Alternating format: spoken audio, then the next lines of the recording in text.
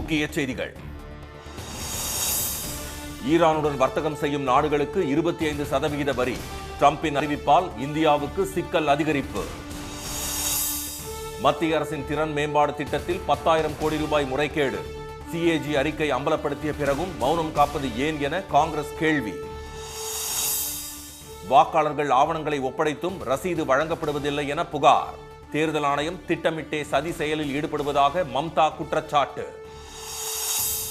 வட மாநிலங்களில் வரலாறு காணாத மூடுபனி. குளிர் அலையை சமாளிக்க முடியாமல் மக்கள் தவிப்பு. கச்சத்தீவு அருகே மீன்பிடித்துக் கொண்டிருந்த ராமேஸ்வரம் மீனவர்கள் 10 பேர் சிறைப்பிடிப்பு. இலங்கை கடற்படையின் நடவடிக்கையால் மீனவ கிராமங்களில் கொந்தளிப்பு.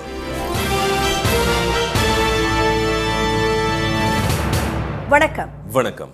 ஈரானுடன் வர்த்தகம் செய்யும் நாடுகளுக்கு 25% வரி விதிக்கப்படும் என அமெரிக்க அதிபர் டிரம்ப் எச்சரித்திருப்பதால் இந்தியாவுக்கு சிக்கல் அதிகரித்துள்ளது. பொருளாதார நெருக்கடி, நாணய மதிப்பு சரிவு, விலைவாசி உயர்வு உள்ளிட்ட காரணங்களால் ஆத்திரமடைந்துள்ள ஈரான் மக்கள், வியாபாரிகள் உள்ளிட்டோர் தொடர் போராட்டங்களில் ஈடுபட்டு வருகின்றனர். நிலைமை மோசமடைந்ததால் ஈரான் மத்திய வங்கி ஆளுநராக இருந்த முகமது ரெசா ஃபர்சின் தனது பதவியை அண்மையில் ராஜினாமா செய்தார். இருப்பினும் அரசுக்கு எதிராக தலைநகர் டெஹ்ரான் உட்பட பல்வேறு முக்கிய நகரங்களில் தொடர் போராட்டம் நீடித்து வருகிறது. பல இடங்களில் போராட்டக்காரர்களை கலைக்க முயன்ற போது வெடித்த மோதல்களில் இதுவரை 544 பேர் பலியாகியுள்ளனர். 2 வாரமாக நீடிக்கும் போராட்டங்களில் 10,600 பேர் கைது செய்யப்பட்டுள்ளனர். இந்த சூழலில் போராட்டக்காரர்கள் மீது ஈரான் அரசு மேற்கொள்ளும் அடக்குமுறைக்கு தண்டனையாக அந்த நாட்டின் மீது புதிய பொருளாதார தடைகள் விதிக்கப்படும் என்று அமெரிக்க அதிபர் டொனால்ட் ட்ரம்ப் எச்சரித்தார். ஈரானின் அணு ஆயுத திட்டம், பாலஸ்தீன ஆதரவு, பயங்கரவாத அமைப்புகளுக்கு உதவுவது ஆகியவற்றை சுட்டிக்காட்டிய அவர் ஈரான் மீது தாக்குதல் நடத்தவும் அமெரிக்கா தயங்காது என எச்சரித்திருந்தார். இதற்கு கண்டனம் தெரிவித்துள்ள ஈரான் வெளியுறவுத்துறை அமைச்சர் அப்பாஸ் அராக்சி, அமெரிக்காவின் அச்சுறுத்தல்களுக்கு அஞ்சமாட்டோம் என்று கூறியதுடன் உரிமைகளை பாதுகாக்க அனைத்து வழிகளிலும் தயாராக உள்ளதாக பதிலடி கொடுத்துள்ளார். ஈரான் தலைநகர் டெஹ்ரானில் அரசுக்கு ஆதரவாகவும் ஏராளமானோர் போராட்டங்களில் ஈடுபட்டுள்ளனர். இதனை சுட்டிக்காட்டியுள்ள ஈரான் மத தலைவர் காமெனி, ஈரான் அரசுக்கு ஆதரவாக அந்நாட்டு மக்கள் உள்ளதாக கூறியுள்ளார். ஈரானின் உள்நாட்டு விவகாரங்களில் தலையிட்டால் தகுந்த பதிலடி கொடுக்கப்படும் என அவர் எச்சரித்துள்ளார். இதனிடையே ஈரானுடன் எந்த நாடும் வர்த்தகம் செய்யக்கூடாது என அமெரிக்க அதிபர் ட்ரம்ப் வலியுறுத்தியுள்ளார். மீறி வர்த்தகம் செய்யும் நாடுகளுக்கு 25% வரி விதிக்கப்படும் என தமது வலைதள பதிவில் தெரிவித்துள்ள அவர், இதுவே இறுதியானது என்றும் இந்த வரி விதிப்பு உடனடியாக அமலுக்கு வருவதாகவும் கூறியுள்ளார். ஏற்கனவே இந்திய பொருட்களுக்கு 25% வரியும், ரஷ்யாவிடமிருந்து கச்சா எண்ணெய் வாங்குவதால் கூடுதலாக 25% என 50% வரி விதிக்கப்படுகிறது. இந்நிலையில் இந்த ஈரான் நிபந்தனையால் மேலும் கூடுதலாக 25% என மொத்தம் 75% உயரும் என்பதால் இந்திய ஏற்றுமதி கடுமையாக பாதிக்கப்படும் அபாயம் உருவாகியுள்ளது. இளைஞர்களுக்கு திறன் மேம்பாடு வழங்கும் பிரதமர் பெயரிலான திட்டத்தில் 10,000 கோடி வரையில் முறைகேடு நடந்திருப்பதாக சிஏஜி அம்பலப்படுத்தியும் மத்திய பாஜக அரசு மௌனம் காப்பதாக காங்கிரஸ் குற்றம் சாட்டியுள்ளது. இளைஞர்களுக்கு திறன் பயிற்சிகள் வழங்கி அவர்களுக்கு வேலைவாய்ப்பை ஏற்படுத்தி தரும் வகையில் மத்திய அரசு 2015ஆம் ஆண்டு பிரதான் மந்திரி கௌசல் விகாஸ் யோஜனா என்ற திட்டத்தை அறிமுகப்படுத்தியது. இதன் மூலம் 1 கோடி இளைஞர்களின் திறனை ஊக்குவிப்பதை நோக்கமாக கொண்டு தொடங்கப்பட்ட இந்த திட்டம் இதுவரை 4 கட்டங்களாக விரிவுபடுத்தப்பட்டுள்ளது. இத்திட்டத்தின் கீழ் எலக்ட்ரானிக்ஸ், ஆடை, ஜவுளி, கட்டுமானம், சுற்றுலா உள்ளிட்ட துறைகள் மட்டுமின்றி செயற்கை நுண்ணறிவு, ரோபோட்டிக்ஸ், ட்ரோன் இயக்குதல் போன்ற நவீன தொழில்துறைகளிலும் பயிற்சிகள் வழங்கப்பட்டு வருகின்றன. இதற்கான பயிற்சி மையங்கள் நாடு முழுவதும் செயல்படுகின்றன. இத்திட்டத்திற்கு மத்திய அரசு இதுவரை 10,000 கோடி ரூபாய் செலவிட்டுள்ளது. இத்திட்டத்தின் கீழ் இலவச பயிற்சிகள் வழங்கப்பட்டு ஊக்கத்தொகையாக 500 ரூபாய் முதல் 8,000 ரூபாய் வரை அவர்களது வங்கிக் கணக்கில் நேரடியாக வழங்கப்படும். அதுபோல பயிற்சிக்கான செலவை அரசே சம்பந்தப்பட்ட பயிற்சி நிறுவனங்களுக்கு வழங்கிவிடும். இந்த திட்டத்தில் பல்வேறு முறைகேடுகள் நடந்திருப்பதாக கடந்த மாதம் நாடாளுமன்றத்தில் சிஏஜி தாக்கல் செய்த அறிக்கையில் அம்பலப்படுத்தியுள்ளது. இந்த விவகாரத்தில் மத்திய அரசு எந்த நடவடிக்கையும் எடுக்கவில்லை என்று முன்னாள் IAS அதிகாரியும் காங்கிரஸ் மூத்த தலைவருமான திரு கண்ணன் கோபிநாத் குற்றம் சாட்டியுள்ளார். டெல்லியில் நேற்று செய்தியாளர்களை சந்தித்த அவர், இந்த திட்டத்தில் பயிற்சி பெற்ற இளைஞர்களின் விவரங்கள் போலியாக கொடுக்கப்பட்டுள்ளதாகவும் வங்கிக் கணக்கு எண்கள், இமெயில் முகவரிகள், தொடர்பு விவரங்கள் பெரும்பாலும் தவறானவை என சிஏஜி அறிக்கையில் கூறப்பட்டுள்ளதாக தெரிவித்தார். PMKVY 2.0 மற்றும் 3.0 தொடர்பான தரவுகளை ஆய்வு செய்ததில் 94.53% போலி என அந்த அறிக்கையில் வெளிப்படுத்தியுள்ளதாகவும் திரு கண்ணன் கோபிநாத் கூறினார். இந்த திட்டத்தில் 10,000 கோடி ரூபாய் முறைகேடு நடந்திருப்பதாக தெரிய வந்தும் அது தொடர்பான விசாரணை மற்றும் நடவடிக்கையை மத்திய அரசு எடுக்கவில்லை என்று குற்றம் சாட்டிய அவர், இது இளைஞர்களுக்கு உண்மையான திறன் மேம்பாட்டை வழங்கும் நடவடிக்கை இல்லை என்றும் விமர்சனம் செய்துள்ளார். எஸ்ஐஆர் பணியின் போது வாக்காளர்களுக்கு உரிய ஒப்புகைச் சீட்டு வழங்கப்படவில்லை என்று தலைமை தேர்தல் ஆணையருக்கு மேற்கு வங்க முதலமைச்சர் செல்வி மம்தா பானர்ஜி 5வது முறையாக கடிதம் எழுதியுள்ளார். அந்த மாநிலத்தில் கடந்த நவம்பர் முதல் டிசம்பர் மாதம் வரை வாக்காளர் பட்டியல் சிறப்பு தீவிர திருத்த பணிகள் நடைபெற்றன. இதில் 55 லட்சம் வாக்காளர்களின் பெயர்கள் பல்வேறு காரணங்களுக்காக நீக்கப்பட்டதாக தேர்தல் ஆணையம் அறிவித்தது. இந்நிலையில் தலைமை தேர்தல் ஆணையர் திரு ஞானேஷ்குமாருக்கு முதலமைச்சர் செல்வி மம்தா பானர்ஜி நேற்று எழுதியுள்ள கடிதத்தில் எஸ்ஐஆர் பணியின் போது வாக்காளர்கள் வழங்கும் ஆவணங்களுக்கு பிஎல்ஓக்கள் எனப்படும் வாக்குச்சாவடி நிலை அலுவலர்கள் ஒப்புகைச் சீட்டுகளை வழங்கவில்லை என்று தெரிவித்துள்ளார். 2002ஆம் ஆண்டு தயாரிக்கப்பட்ட வாக்காளர் பட்டியலை வைத்து ஏஐ மூலம் தரவுகளை உருவாக்கியதால் பெயர், முகவரி ஆகியவை பொருந்தாத நிலை ஏற்பட்டுள்ளதாகவும் இதனால் அதிகப்படியான வாக்காளர்களின் பெயர்கள் விடுபட்டுள்ளதாகவும் அந்த கடிதத்தில் அவர் கூறியுள்ளார். டிஜிட்டல் மயம் என்ற பெயரில் பெரும்பாலான வாக்காளர்களின் பெயர்கள் நீக்கப்பட்டுள்ளதாகவும் இந்த நடவடிக்கை தன்னிச்சையானது என்றும் செல்வி மம்தா சாடியுள்ளார். இந்த குளறுபடிகளால் 55 லட்சத்திற்கும் மேற்பட்ட வாக்காளர்கள் தங்கள் வாக்குரிமையை இழந்துள்ளதாகவும் இது அரசியலமைப்பு சட்டத்திற்கு எதிரானது என்றும் அவர் கடிதத்தில் கூறியுள்ளார். தொழில்நுட்பம் என்ற பெயரில் ஜனநாயகத்தை பலவீனப்படுத்தும் நடவடிக்கைகளை தேர்தல் ஆணையம் தொடர்ந்து செய்து வருவதாக செல்வி மம்தா பானர்ஜி குற்றம் சாட்டியுள்ளார். வட மாநிலங்களில் கொட்டி வரும் வரலாறு காணாத மூடு பனியால் குளிர் அலை வீசும் என்று இந்திய வானிலை ஆய்வு மையம் எச்சரித்துள்ளது. வட இந்தியாவின் பல பகுதிகளில் நேற்று காலை கடுமையான குளிர் அலை நிலவியது. பல நகரங்களில் நிலவிய அடர்த்தியான மூடு பனியால் வாகனங்கள் முகப்பு விளக்குகளை எரியவிட்டவாறு சென்றன. கடுமையான குளிரால் வட இந்திய நகரங்கள் தத்தளித்து வருகின்றன. தலைநகர் டெல்லியில் கடந்த 13 ஆண்டுகளில் இல்லாத அளவுக்கு குளிர் நிலவுவதால் வெப்பநிலை 3 டிகிரி செல்சியஸாக குறைந்துள்ளது. காலை நேரத்தில் நிலவும் உறைபனி மற்றும் அடர்ந்த மூடுபனியால் மக்களின் இயல்பு வாழ்க்கை பாதிக்கப்பட்டுள்ளது. முன்பு எப்போதும் இல்லாத அளவுக்கு வெப்பநிலை குறைந்ததால் தலைநகரம் நடுங்கி வருகிறது. விமான நிலையம் அமைந்துள்ள பாலம் பகுதியில் குறைந்தபட்ச வெப்பநிலை 3 டிகிரி செல்சியஸாகவும் அயநகரில் 2.9 டிகிரி செல்சியஸாகவும் பதிவாகியுள்ளது. எனவே டெல்லிக்கு அடுத்த 2 நாட்களுக்கு வானிலை ஆய்வு மையம் மஞ்சள் எச்சரிக்கை விடுத்துள்ளது. கடும் குளிர் காரணமாக தலைநகரில் மின்சார நுகர்வும் அதிகரித்துள்ளது.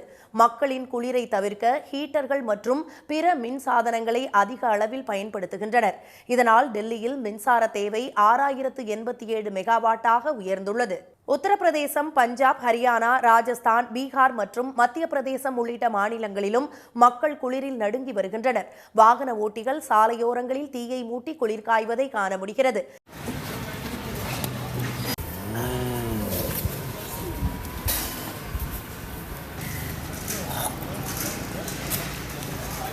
இமாச்சல பிரதேசம் மற்றும் உத்தராகண்டிலும் கடுமையான குளிர் நிலவுகிறது. சில இடங்களில் உறைபனியும் நிலவுகிறது. இதனால் விமானங்கள் மற்றும் ரயில் சேவைகளில் தொடர்ந்து தாமதம் ஏற்பட்டு வருகிறது.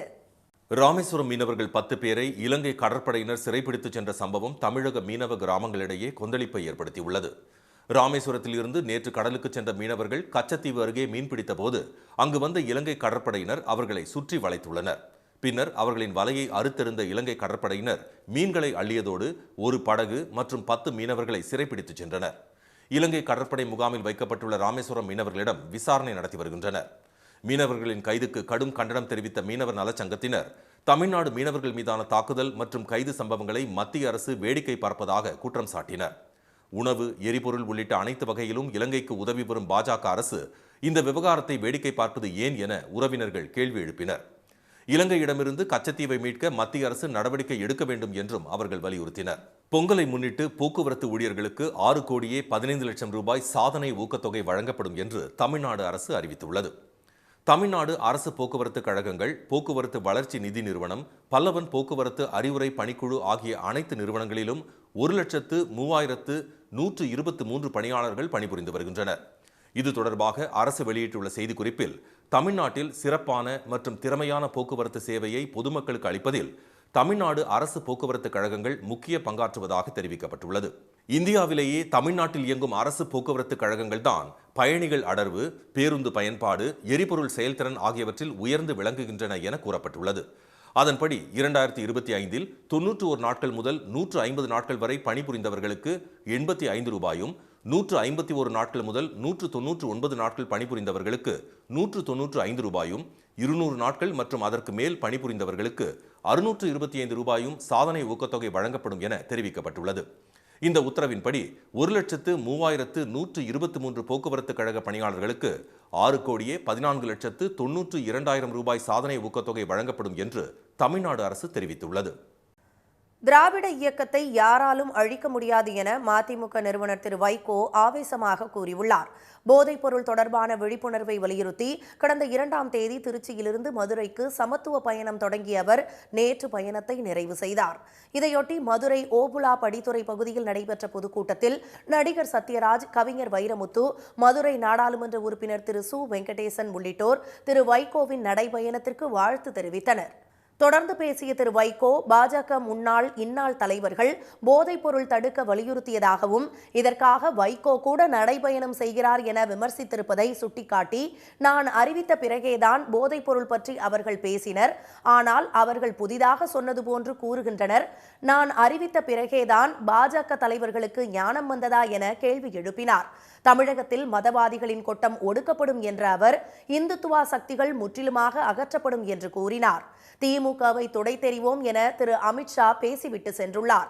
அவருக்கு என்ன திமிர் இருந்தால் 75 ஆண்டுகால வரலாறு கொண்ட திமுகவை பற்றி அப்படி பேசியிருப்பார் என்று ஆவேசமாக கேள்வி எழுப்பிய திரு வைகோ, திராவிட இயக்க கோட்டையை எந்த கொம்பனாலும் அழிக்க முடியாது என்று ஆவேசமாக கூறினார்.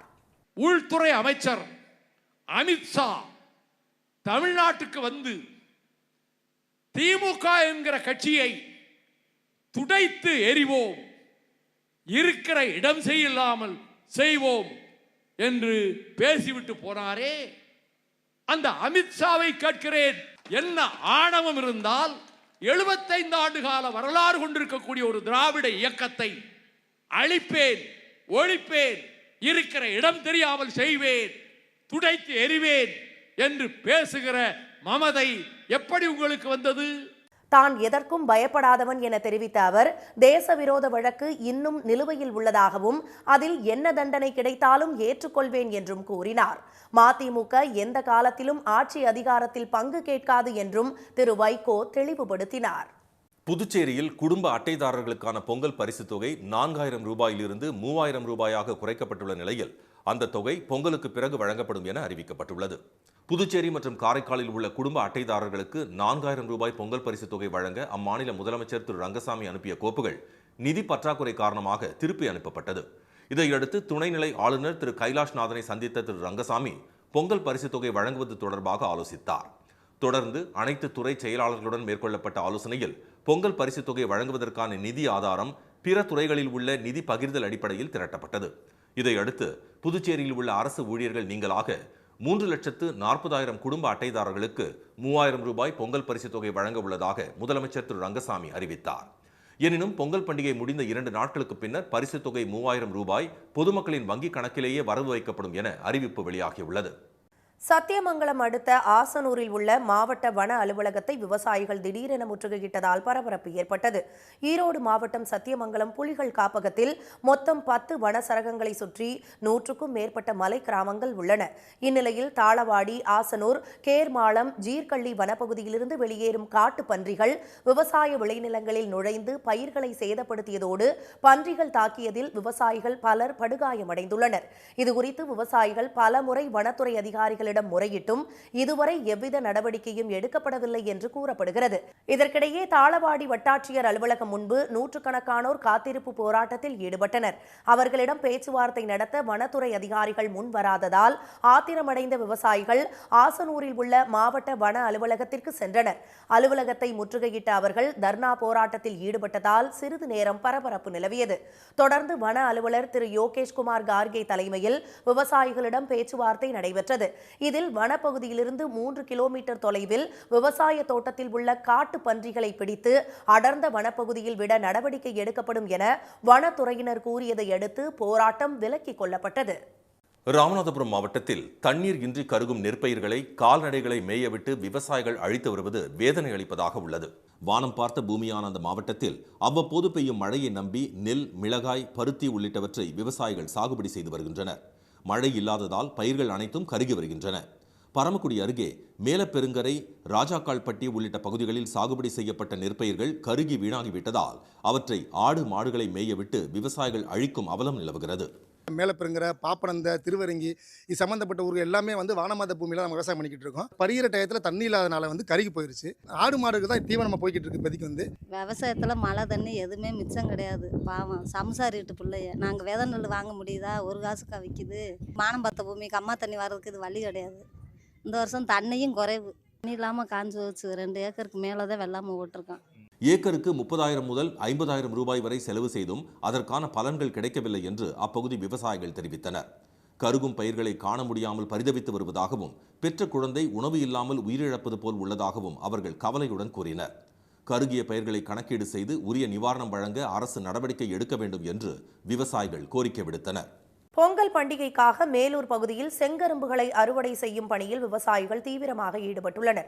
நாளை மறுநாள் பொங்கல் பண்டிகை கொண்டாடப்பட உள்ள நிலையில் மதுரை மாவட்டம் மேலூர் சுற்றுப்பகுதிகளான சருகு வலையப்பட்டி, கீழையூர், எட்டிமங்கலம், மாங்குளம் உள்ளிட்ட பகுதிகளில் கரும்பு விவசாயம் பிரதானமாக செய்யப்பட்டு வருகிறது.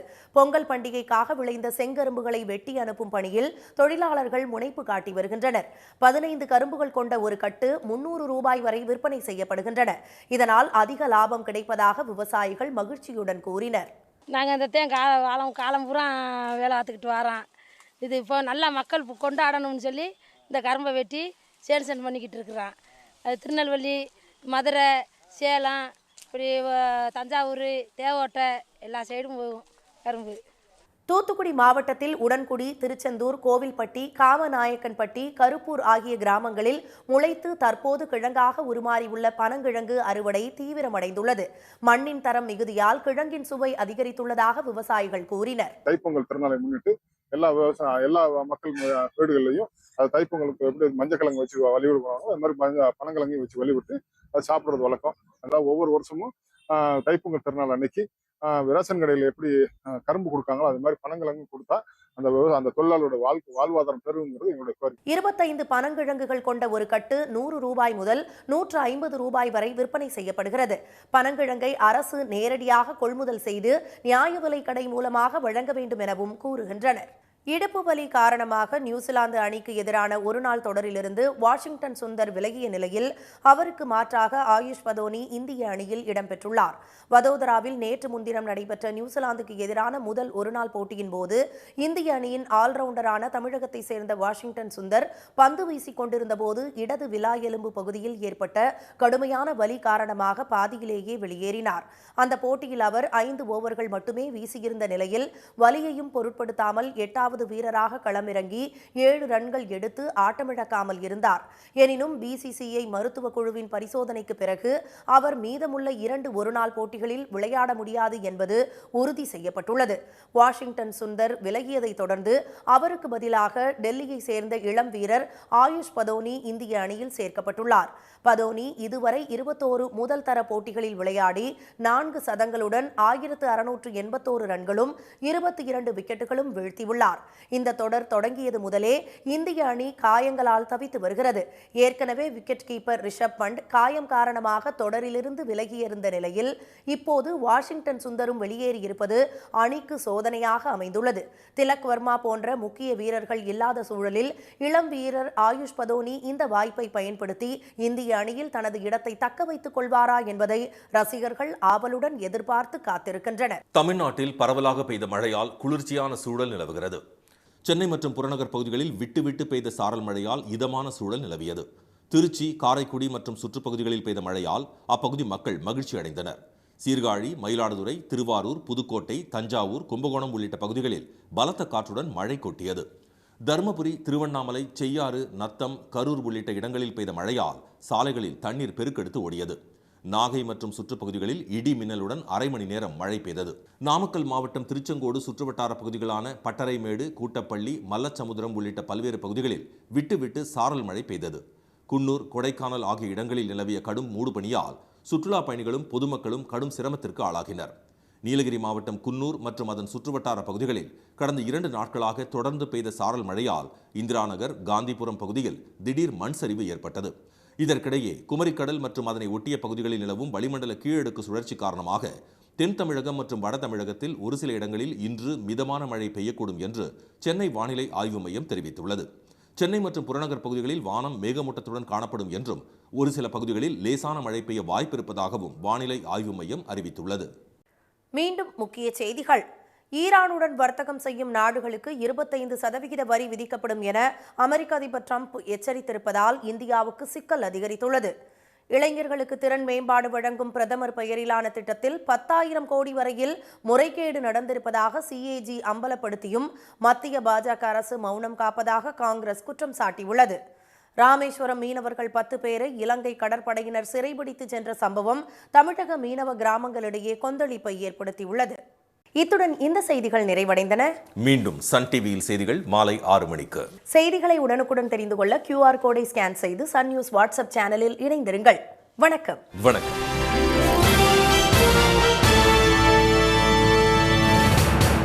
உடனுக்குடன் செய்திகளை தெரிந்து கொள்ள சன் நியூஸ் பெல் ஐகானை கிளிக் பண்ணுங்க.